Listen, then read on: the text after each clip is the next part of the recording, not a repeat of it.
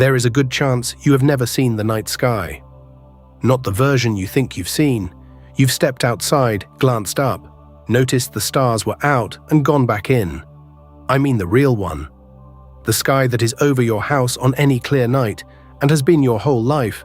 The reason you've missed it isn't only city lights, it's that you have almost certainly never stood still long enough. Your eyes need about 20 minutes, not 20 seconds. 20 minutes in the dark, doing nothing. And even then, they are still improving. It takes closer to 40 before they are finished. Almost nobody in the modern world has ever given them that. Here is what happens if you do. For the first few minutes, not much. Shapes resolve, the dark stops being a wall. That is the color-sensitive part of your eye, the cones, the cells you use all day, doing the little they can and then giving up. They are built for daylight and detail, and in the dark they are nearly useless. Then, somewhere around the 7th or 8th minute, something switches over. There is a kink in the curve. Scientists call it the rod cone break, and it is the moment the other system in your eye finally comes online. The rods. 120 million of them, and they do one job. They catch single photons. A fully dark adapted rod can respond to one particle of light. But they are slow to get there because of what they are made of. Each rod is packed with a pigment called Rhodopsin. Old textbooks call it visual purple. Light destroys it. Every photon that lands bleaches a molecule of it colorless, which is exactly how it reports that light arrived. Step into a bright room, and within seconds, most of your rhodopsin is wrecked. Rebuilding it is slow chemistry. Your eye has to reassemble the molecules one at a time, and it takes as long as it takes. That is the 20 minutes. You are not waiting for your eyes to adjust. You are waiting for your body to manufacture something.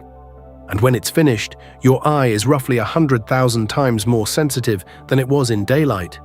The same organ, the same evening. There is a strange side effect. The very center of your vision, the spot you aim at whatever you most want to see, has no rods in it at all. It is pure cones, built for reading and faces and daylight. Which means that at night, the thing you are looking directly at sits in the one blind spot you have. Astronomers have known this for centuries.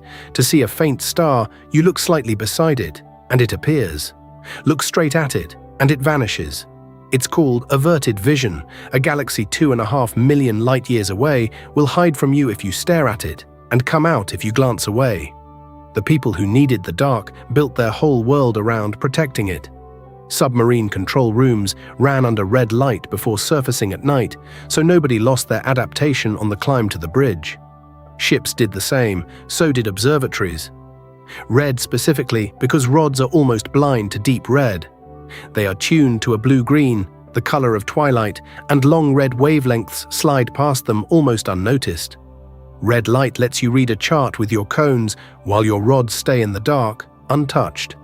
And in the Second World War, Britain told the world that its night fighter pilots could see in the dark because they ate carrots. It was a cover story. The real answer was airborne radar, and it was a secret worth protecting.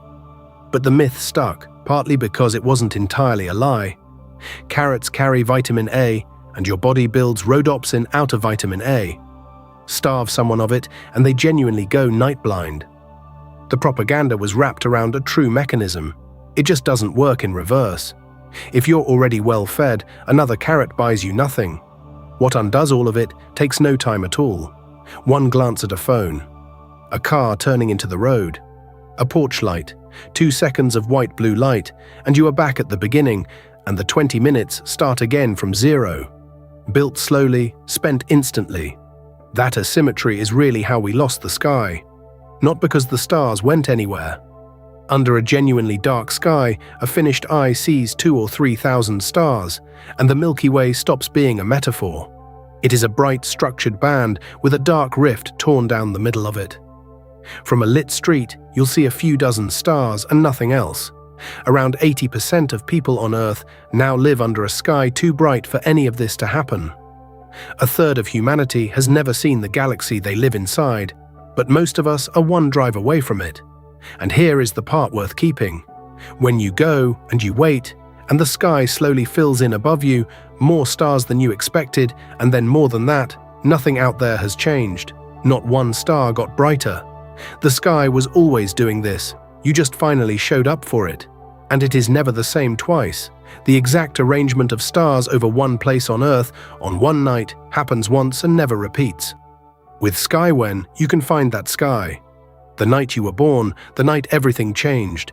The night you finally stood outside long enough. See your sky at SkyWhen.com.